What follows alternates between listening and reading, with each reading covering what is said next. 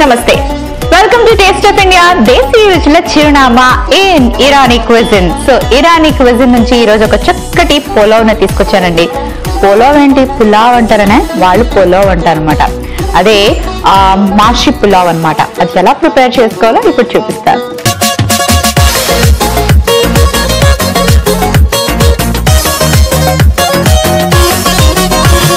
So ఈ మాషి పులావ్కి ఏంటంటే ముందుగా రైస్ ని కుక్ చేసి పెట్టుకోవాలి. సో రెడీగా పెట్టుకున్నాను.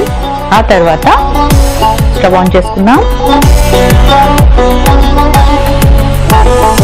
హైదరాబాద్ దమ్ బిర్యానీ ఎవరిది అంటే హైదరాబాదీస్ ఏమో మాది అంటారండి, నిజామ్స్ ఏమో మాది అంటారు, మొఘల్స్ ఏమో మా నుంచి కాపీ చేశారు అంటారు, ఇరానీస్ ఏమో అసలు బిర్యానీస్ లో మేమే స్పెషలిస్టులు అంటారు.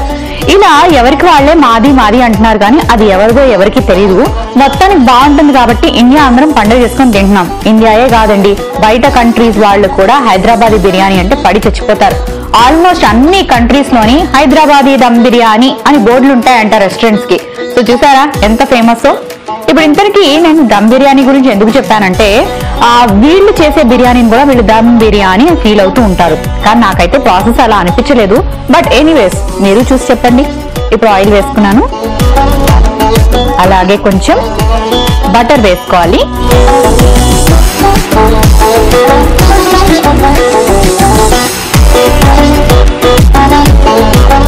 ఆ తర్వాత మిరియాలు, ఉల్లిపాయ ముక్కలు వేసుకొని బాగా ఫ్రై చేసుకోవాలి.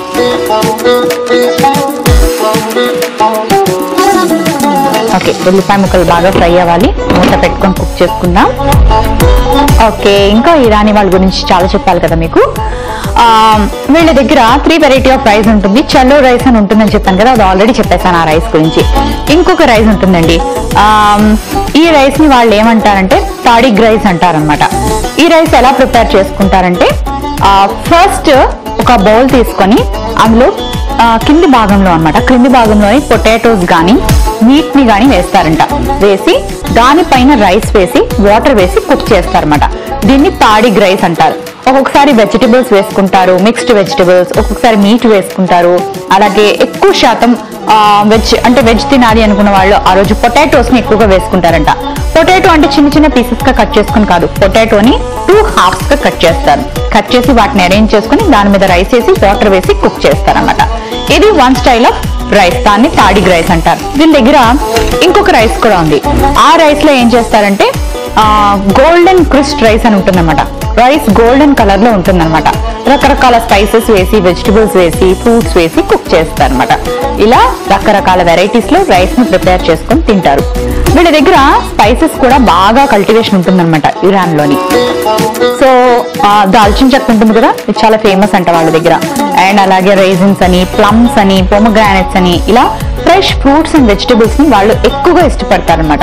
అండ్ మన ఇండియాలో, మన భారతదేశంలో ఫ్రెష్ ఫ్రూట్స్ అండ్ వెజిటబుల్స్ కి కరువా చెప్పండి, అన్ని చోట్ల దొరుకుతాయి కదా. సో ఏమాత్రం వాటిని విడిచిపెట్టకుండా వాళ్ళ లంచ్ మెనూలో కంపల్సరీగా అరేంజ్ చేసుకుంటారంట. ఓకే, ఆనియన్ బ్రౌన్ గా ఫ్రై ఏం చేశారా? ఆనియన్ ఇలా బాగా ఫ్రై అయ్యాక చికెన్ వేసుకుందాం.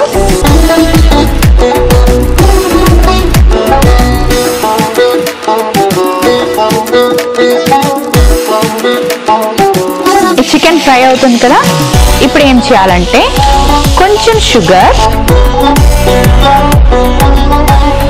పిస్తా, బాదాం, రైజిన్స్, అలాగే కొంచెం సాల్ట్ వేసుకున్నాం కదా. ఇప్పుడు ఒకసారి బాగా కలుపుకుందాం. సో చికెన్ ని ఫస్ట్ కొంచెం ఇలా టర్న్ చేసుకుందాం. ఇది డ్రైగా ఉంటుంది కాబట్టి వాటర్ వేయట్లేదు నేను. సో మూత పెట్టేద్దాం. బటర్లోని బాగా కుక్ అవుతుంది. ఓకే, సో ఇంకా వీళ్ళ గురించి చెప్పాలంటే వీళ్ళకి చెప్పాను కదా ఫ్రూట్ లో కూడా రైస్ వేసి కుక్ చేసుకుంటారని. వీళ్ళ మెయిన్ కోర్స్ ఎలా ఉంటుంది, వీళ్ళ తినే స్టైల్ ఎలా ఉంటుందంటే ఫస్ట్ అంట రైస్ ఉండాలంట, ఆ తర్వాత బ్రెడ్ కి సంబంధించిన ఒక డిష్ ఉండాలన్నమాట. బ్రెడ్ ని వీళ్ళు రకరకాల వెరైటీలో కుక్ చేసుకుంటారు. హోల్ బ్రెడ్ అవ్వచ్చు, వీట్ బ్రెడ్ అవ్వచ్చు, ఇంకా ఆ బ్రెడ్ ని కూడా వింత వింత వెరైటీస్ లో ఇప్పుడు మనం చూస్తున్న రెసిపీస్ ఎలాగో అలాగే కుక్ చేసి తీసుకుంటారు. సో బ్రెడ్ ఒక రెసిపీ ఉండాలి, రైస్ ఒక రెసిపీ ఉండాలి, మెయిన్ కోర్స్ కర్రీస్ ఉండాలి, ఫ్రెష్ ఫ్రూట్స్ ఉండాలి, ఫ్రెష్ వెజిటబుల్స్ ఉండాలి, అలాగే అపెటైజర్స్ ఉండాలి, చిన్న చిన్న డిషెస్ ఉండాలంట. అంటే వాళ్ళకి సుమారు అంత పెద్ద టేబుల్ కావాలేమో. మరి అంత పెద్ద టేబుల్ మీద అన్ని వెరైటీలు పెట్టి ఎంత తింటారో వీళ్ళు అని అనుకుంటున్నారు కదా. నాకు అలాగే అనిపించింది. వీళ్ళు డైటింగ్ చేయరా, ఇన్ని రకాలు తినేస్తే లావైపోరా? ఏమో తెలీదు. వాళ్ళైతే పెద్దగా లావుగా ఉండరు అండ్ చాలా అందంగా ఉంటారు. అవును, వీళ్ళు అంటే అంచందాల గురించి చెప్పడం మర్చిపోయానండి. మంచి కాంప్లెక్షన్ తో, మంచి హైట్ తో చాలా అందంగా ఉంటారు వీళ్ళు. మీరు ఎప్పుడైనా వీళ్ళు ఇరానీ అని తెలిసిందనుకోండి, వాళ్ళని అడగండి, లేదా వాళ్ళ ఫ్యామిలీ ఫొటోస్ కానీ వాళ్ళని కానీ చూడండి, చాలా బ్యూటిఫుల్ గా ఉంటారు. అందుకే వాళ్ళు చాలా మంది బాలీవుడ్ లో స్టార్స్ అయ్యారంట. ఓకే,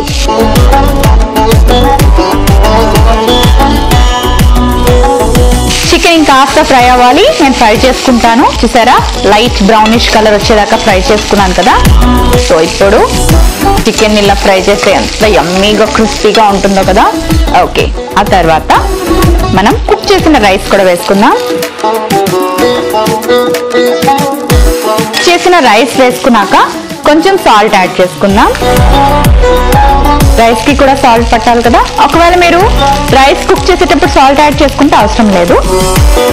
అండ్ అలాగే సాఫ్రాన్ లేని రెసిపీ ఉంటుందా, అందుకే ఇప్పుడు కొంచెం సాఫ్రాన్ వేసుకుందాం.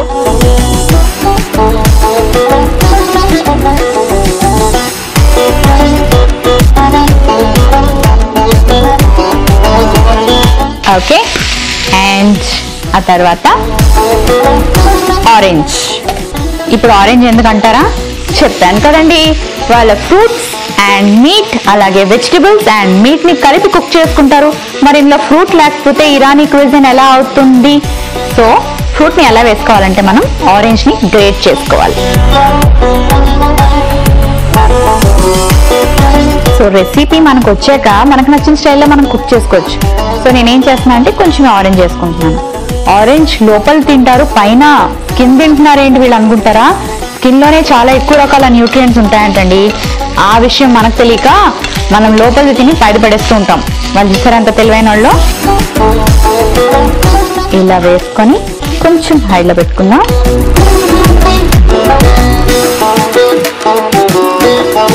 ఒక 2 నిమిషాల పాటు మూత పెట్టుకుందాం. ఈలోపు నేను ఒక సర్వింగ్ బౌల్ తెచ్చుకుంటాను. స్టవ్ ఆఫ్ చేసుకొని సర్వింగ్ బౌల్లోకి తీసుకున్నాం.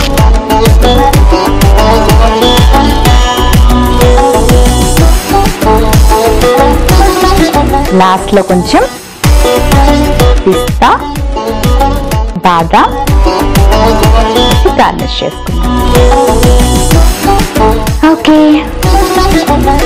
మషూర్ పులావ్ రెడీ అయిపోయింది. మరి దీనికి కావలసిన పదార్థాలు, తయారీ విధానం మరొకసారి చూసేయండి. మర్షా పులావ్ కి కావలసిన పదార్థాలు: బాస్మతి రైస్ 1 కప్పు, చికెన్ 1 కప్పు, బటర్ 1 టీ స్పూన్, బాదాం కొద్దిగా, పిస్తా కొద్దిగా, కిస్మిస్ కొద్దిగా, ఆరెంజ్ 1, చక్కెర 1/2 టీ స్పూన్, ఉల్లిపాయ ముక్కలు 1 కప్పు, కుంకుమ పువ్వు చిటికెడు, నూనె 2 టీ స్పూన్లు, మిరియాలు 1 టీ స్పూన్.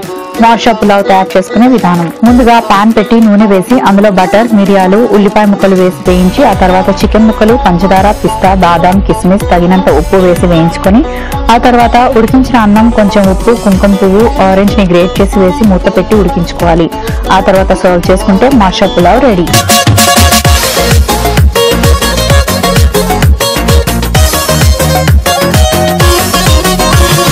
మషూర్ పులావ్ కి కావలసిన పదార్థాలు, తయారీ విధానం మరొకసారి చూసారు కదా. మరి దీని టేస్ట్ ఎలా ఉందో ఇప్పుడు చెప్తాను. సో చాలా డిఫరెంట్ గా కుక్ చేసుకున్నాం కదా. సో ఆబ్వియస్లీ టేస్ట్ కూడా చాలా డిఫరెంట్ గా ఉంటుంది.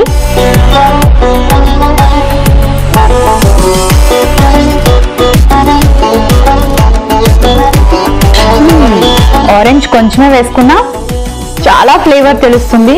అండ్ ఒక డిఫరెంట్ రెసిపీ అంటే డిఫరెంట్ రెసిపీ. బిలీవ్ మీ, అసలు ఇప్పటివరకు నేను ఇలాంటి టేస్ట్ ని ఎప్పుడు టేస్ట్ చేయలేదన్నమాట. ఎన్ని రకాల క్విజన్స్ ని పరిచయం చేశాను కానీ దీన్ని అసలు ఎవరు క్విజన్ కొని పోల్చలేం, అంత డిఫరెంట్ గా ఉంది ఈ రెసిపీ. అండ్ బాగుంది. కాకపోతే మీరు స్పైస్ లవర్స్ అయితే, కారం ఎక్కువగా ఇష్టపడే వాళ్ళైతే మిరియాలని కాస్త దంచి వేసుకోండి, లేదా మిరియాల పౌడర్ వేసుకోండి. ఎందుకంటే ఓన్లీ మిరియాలు ఎక్కువ వేసుకున్నా సరే కొంచెం ఘాట్ వస్తుంది. అంటే బటర్ వేసుకున్నాం, షుగర్ వేసుకున్నాం, సో దానివల్ల స్వీట్నెస్ కూడా కొంచెం తెలుస్తుంది అనమాట. అలా వద్దు, స్పైసీగా కావాలంటే నేను చెప్పినట్టు పెప్పర్ పౌడర్ ని వేసుకోండి, చాలా బాగుంటుంది. అండ్ ఇది సింగిల్ డిష్, ఇలా ప్రిపేర్ చేసుకొని హ్యాపీగా తినేయచ్చు. ఏదైనా గ్రేవీ కర్రీని కావాలంటే తయారు చేసుకోవచ్చు, లేదా రాయితాగా కూడా తీసుకోవచ్చు. ఇది కంప్లీట్ గా బిర్యానీ అని చెప్పను కానీ ఆ స్టైల్లో ఉందన్నమాట. సో తప్పకుండా ఇది మీ ఇంట్లో కూడా ఒకసారి ట్రై చేయండి. ఈ ఎపిసోడ్ మళ్ళీ చూడటానికి లాగాన్ టు www.facebook.com/ETV అభిరుచి, www.youtube.com/ETV అభిరుచిలో మళ్ళీ చూడండి. ఒక డిఫరెంట్ పులావ్ ని డిఫరెంట్ స్టైల్లో డిఫరెంట్ ఫ్లేవర్స్ తో మీ ముందుకు తీసుకొచ్చాను కదా, మరెందుకు ఆలస్యం ఈ డిఫరెంట్ పులావ్ ని మీ ఇంట్లో కూడా కాస్త డిఫరెంట్ గా ట్రై చేయండి. ఇది ఇవాల్టి టేస్ట్ ఆఫ్ ఇండియా దేశీ రుచుల చిరునామా. రేపు కూడా ఒక చక్కటి రెసిపీతో మళ్ళీ మీ ముందుకు వచ్చేస్తాను. సో కీప్ వాచింగ్ ఈటీవీ అభిరుచి.